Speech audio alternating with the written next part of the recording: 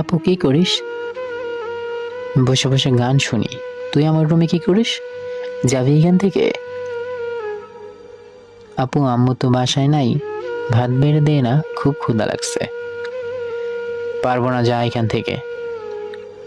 আপু তুই খাইছিস? না, পরে খাবো, 5 মিনিট পরে। এই নে আপু, তোর জন্য খাবার আনছি আমি, আমি তোকে খাইয়ে দিই। হ্যালো ভিউয়ার্স, আরও একবার স্বাগত জানাচ্ছি ভিন্ন জগৎ 26-এ। এখানে পাবেন ভিন্নধর্মী গল্প, রহস্য আর নতুন নতুন অভিজ্ঞতা। ভিডিওটি শেষ পর্যন্ত দেখুন। আর চ্যানেলে যারা নতুন গল্প শুনছেন সবার কাছে রিকোয়েস্ট, একটা করে সাবস্ক্রাইব করে দিবেন। তো চলুন আজকের গল্পটা শেষ পর্যন্ত শুনে আসি। ঠাস করে একটা চর মেরে, আমি তোর ওস্তাদি করতে বলছি? তোকে বলছি খাবার